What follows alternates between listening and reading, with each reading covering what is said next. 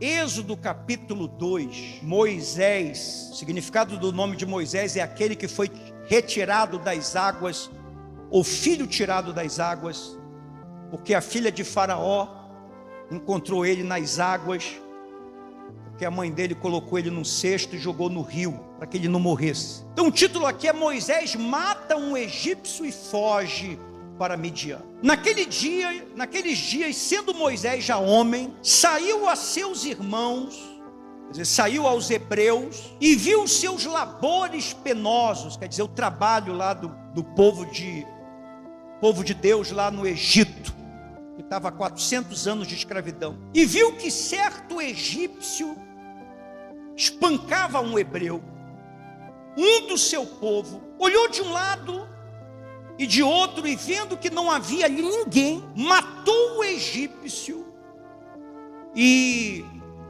o escondeu na areia. Saiu no dia seguinte, e eis que 2 hebreus estavam brigando, e disse ao culpado: por que espancas o teu próximo? O qual respondeu: quem te pôs por príncipe e juiz sobre nós?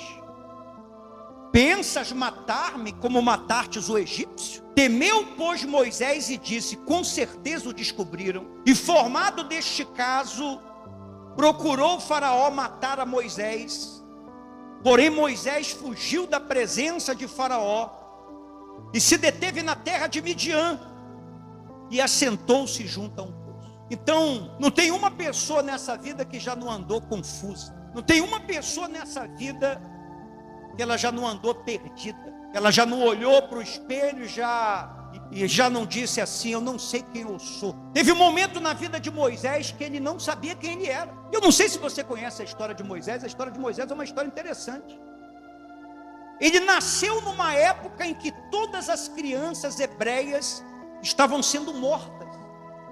O Faraó mandou matar todas as crianças hebreias, porque o povo de Israel, na época era chamado hebreus, eles estavam se multiplicando muito lá no Egito. E teve um faraó que disse o seguinte: esse povo tá se multiplicando muito, eles são muito fortes, eles já são mais numerosos do que nós, se a gente deixar eles vão tomar o país.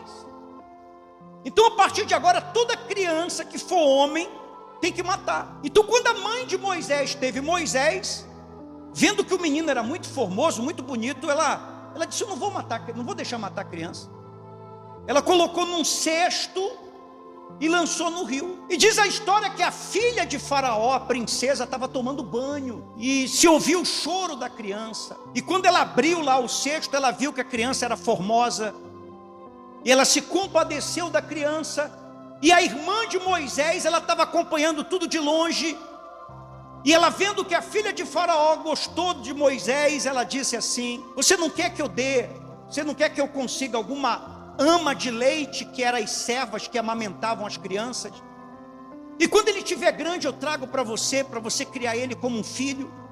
Ela falou: tá bom. E a irmã trouxe a própria mãe de Moisés, e a mãe de Moisés veio e levou ele, e amamentou ele, criou ele, até ele ficar grande.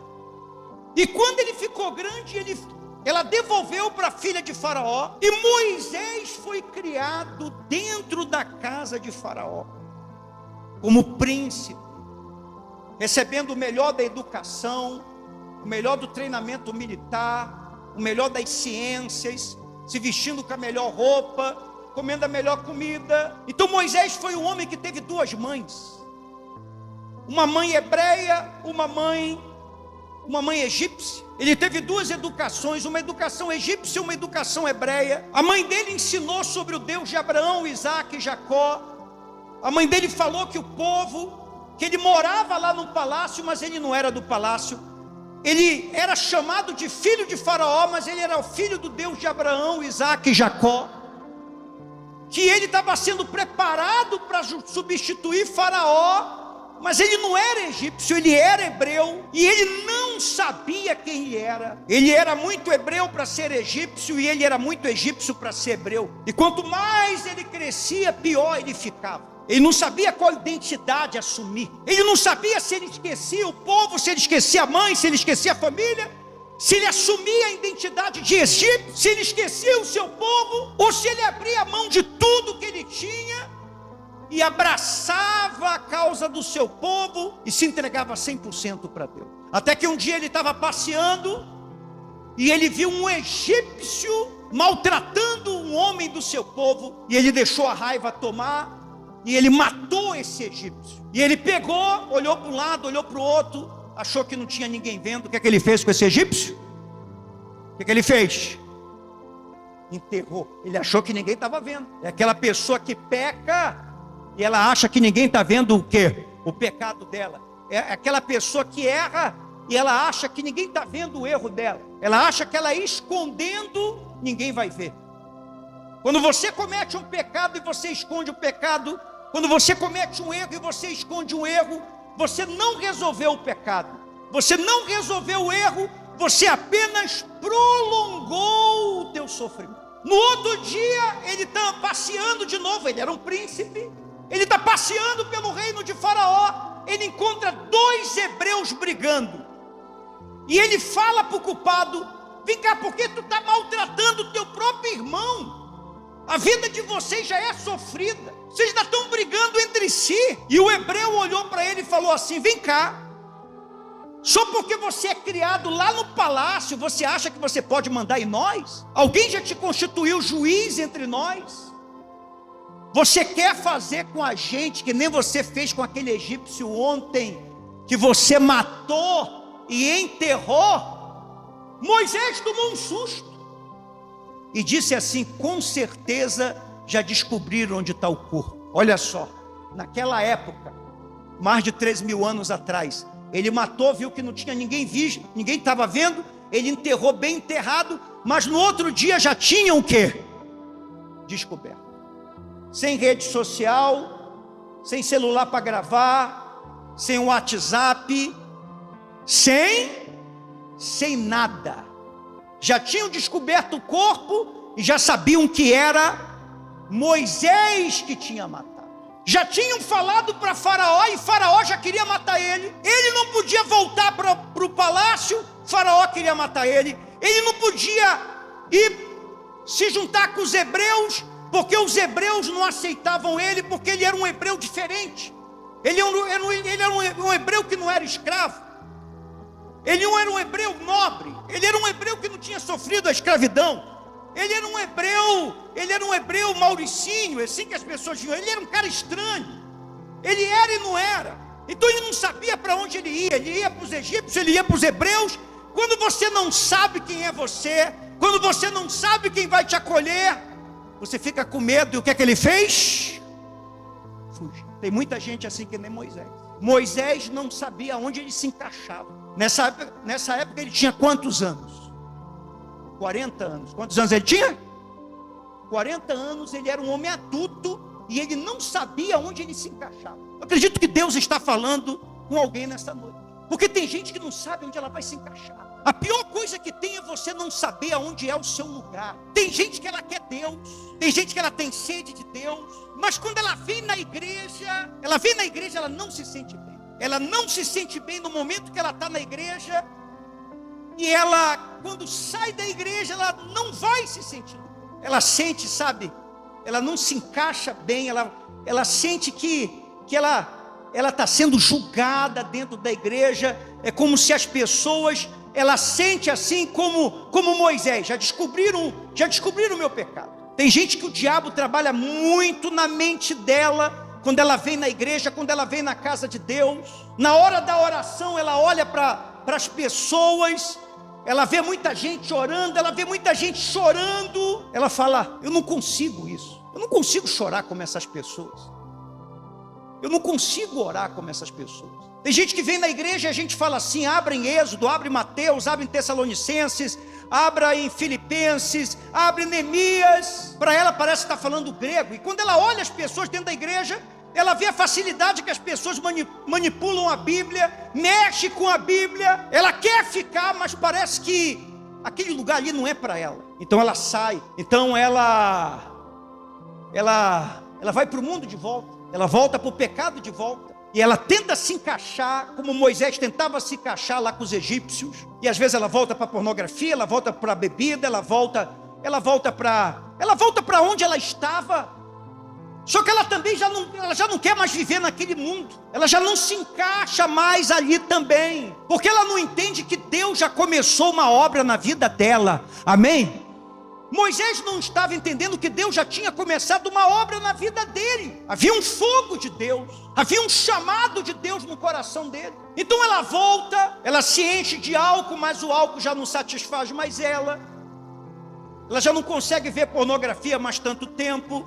Ela já não consegue ficar na balada mais tanto tempo. As coisas desse mundo, as coisas da carne, já não satisfaz mais ela. E ela não sabe aonde ela fica. Ela não sabe se ela fica no mundo. Ela não sabe se ela fica na igreja. Ela não sabe se ela volta. Ela não sabe aonde ela se coloca. Ela não sabe aonde ela se encaixa. E aí tem gente que ela se torna um pouco de cada coisa. Moisés era um pouco egípcio, Moisés era um pouco hebreu. Uma hora ele ficava com os egípcios, outra hora ele ficava com os hebreus. Você sabe que tem gente que ela é assim. Ela é um pouco adorador. Ela vem na igreja, ela adora mesmo. Tem gente que ela assiste a live, ela chora. Não é que ela é hipócrita, não. Ela é um pouco adoradora mesmo. Ela é sincera mesmo. Mas também ela é um pouco pecadora também. Ela tem um pouco de tudo dentro dela. Um pouco adoradora, um pouco pecadora, um pouco fiel, um pouco infiel, um pouco ela ama a palavra de Deus, ela ama estar na presença de quem? Mas ela ama também estar na presença das coisas do mundo, e quando ela está aqui, ela ama estar aqui, como ela está lá, ela ama estar lá, e ela é um pouco equilibrada, ela é um pouco desequilibrada, e ela tem um pouco de paz, e ela tem um pouco de desequilíbrio também. E ela é um pouco feliz, e ela é um pouco deprimida, e ela vai vivendo a vida nessa bipolaridade espiritual que não acaba nunca. Deus não quer isso para a tua vida. Moisés ficou fugindo 40 anos, porque ele não sabia quem ele era. Enquanto a pessoa não entrega toda a vida dela para Jesus, porque Deus não quer que você seja um pouco de nada, Deus quer que você seja tudo dele, amém? Eu vi uma imagem esses dias, não sei quem viu, uma moça numa festa. Ela estava numa festa, não sei, ela estava numa balada, ela estava no meio de uma bagunça, só que ela estava num celular ouvindo uma oração. Não sei se vocês viram essa imagem viralizou. E aí esse vídeo dividiu opiniões, porque teve gente que viu ela como uma moça onde, sabe, a palavra de Deus está sendo semeada no coração dela, e está nascendo um desejo dentro dela. Ela está no mundo, mas ao mesmo tempo ela está ali com aquele desejo. Outros viram ela como uma mulher hipócrita, que está ali no meio do pecado, da sujeira, e ao mesmo tempo ela está ouvindo ali uma oração. Eu vi uma mulher que não sabe qual a identidade dela. É um pouco de cada coisa. Um pouco de santo, um pouco de profano, um pouco de adoradora, um pouco mundana, um pouco egípcia, um pouco hebreia, um pouco filha de Deus, um pouco filha do mundo. A pessoa não sabe o que ela é. É aquela pessoa que quando olha, você que vai entregar a vida para Jesus, vem aqui no altar, ela foge. Você que vai se batizar nas águas, vai assumir um compromisso com Jesus, ela foge. Você que vai voltar, você está afastado, você sabe que você tem que voltar, você sabe que já passou da hora de voltar, ela foge como Moisés. Você sabe que você tem um ministério, você foi chamado para fazer a obra de Deus, você não foi chamado só para estar ao pé da cruz. Você sabe que cada um tem um chamado. Tem gente que ela foi chamada só para estar ao pé da cruz, tem gente que foi chamado para carregar a cruz, tem gente que foi chamado para carregar a cruz. Você sabe que nós somos, o cristão você vê que aqui no altar eu não tenho nada, eu coloquei só a cruz. Mas os primeiros cristãos, a igreja primitiva, os primeiros cristãos, a igreja de Atos, eles ainda não tinham entendimento da cruz. Para eles, a cruz naquela época do Império Romano era uma coisa assustadora. A cruz era como se fosse você morrer hoje numa cadeira elétrica, uma câmara de gás. Era o pior tipo de morte, era uma coisa horrenda mesmo. Os apóstolos, a igreja primitiva, Os primeiros cristãos da igreja jamais cantariam esse hino aqui, que ele é maravilhoso. O de cruz se erigiu, dela um dia surgiu, com emblema de vergonha e dor. Lembraste? Eu contemplo esta cruz, porque nela Jesus deu a vida por mim, pecador. A cruz ela foi esquecida há muitos anos, porque ela era um símbolo de horror. Por exemplo, quando você lembra aquele discurso de Jesus que ele falou: quem quiser me seguir, pegue a sua cruz, negue-se a si mesmo e carregue a sua cruz. Aquilo ali deve ter sido um discurso que as pessoas, muita gente deve ter abandonado Jesus, muita gente deve ter se escandalizado.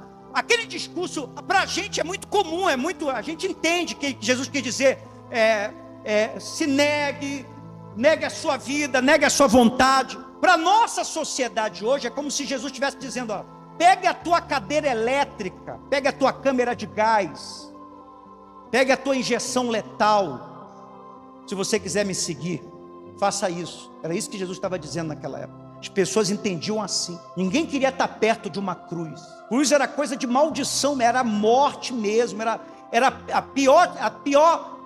Você queria morrer de qualquer jeito, menos numa cruz. Por isso que um cidadão romano nunca seria crucificado, por pior que fosse o crime dele. Somente depois que a igreja veio ter o entendimento da cruz e realmente do sacrifício que Cristo fez.